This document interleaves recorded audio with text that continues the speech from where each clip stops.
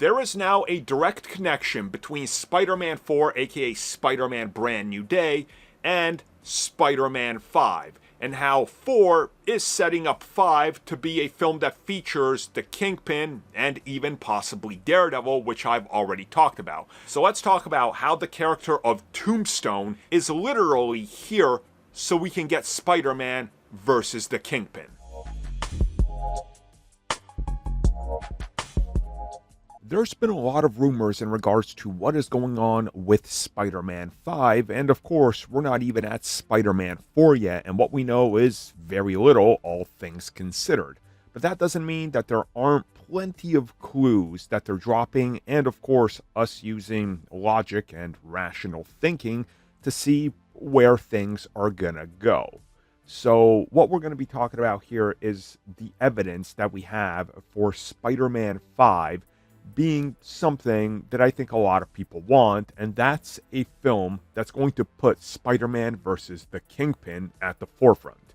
Because what we know as of now is that Kingpin will have a presence in Spider-Man Brand New Day, but he's not in it. And obviously he's got to have some sort of presence as well. He's running a whole anti-vigilante campaign in New York, and he even mentions Spider-Man outright in Spider-Man Brand New Day. And the villains that we're seeing in the film are all very street-level villains, and of course, there's plenty of them, from Tarantula to various others that have been mentioned and leaked, but of course, the big ones being Scorpion, again, a street-level villain, then bringing in the Vigilante, the Punisher, Hulk being really the most out-of-left-field one here, but then the other villain that was recently confirmed, who is, of course, Tombstone, who's at the center of this whole entire, speculation / sort of confirmation that Wilson Fisk will be the villain of the next Spider-Man film, including some statements that have been made by the actors, the people working on the film, and the people working on Daredevil as well.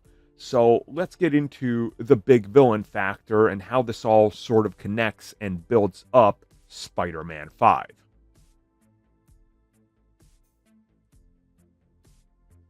Okay, so obviously one of the latest additions to Spider-Man Brand New Day was, of course, Tombstone. Now, Tombstone is, of course, a mobster, a very street-level character, but he has deep ties and associations with Wilson Fisk, the Kingpin of crime, as there are plenty of stories where we see the two working together, and of course Tombstone taking orders directly from him.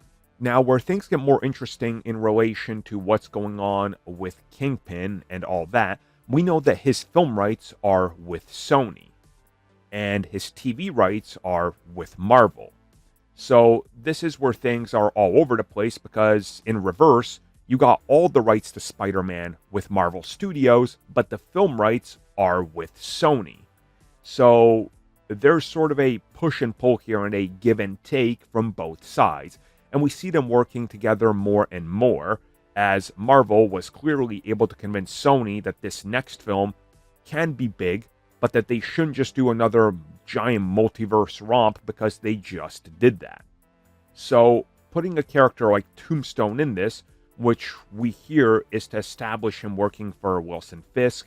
This puts the Punisher on his way to battle up to Wilson Fisk, which, if you guys remember, we're still waiting for that rematch because it never happened, and it's not going to happen yet in the Punisher special.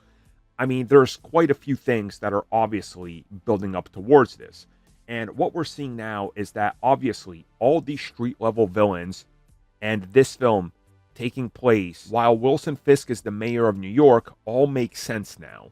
And if you really look at how crime is just exponentially going to grow when you have somebody in charge who is a convicted criminal himself, and he's going to just blame innocent people or people that aren't even involved because he can with the power of his words and the people he's bent to his side, which we see is a bunch of cops and a bunch of people that he's paying off. That's just how things work. So you really see how all these street villains are going to connect to Wilson Fisk, while he is calling the shots, being like, we need to clean up our streets. And it's all the bad heroes that are doing it. Don't mind this martial law that I've unleashed on New York. Don't mind what I'm doing. It's for your protection. While also sending out his own bad guys to ruffle the feathers and start a war. Which then brings us to why exactly Wilson Fisk is the correct choice for Spider-Man 5 and how that film is going to be him and Daredevil.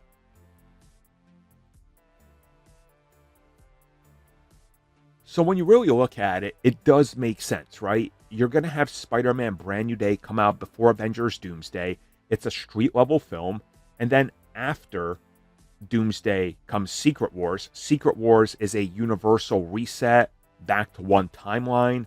They're adding in the mutants. They're kind of changing up and fixing up the history and all that. So look at the big picture we have in front of us, right?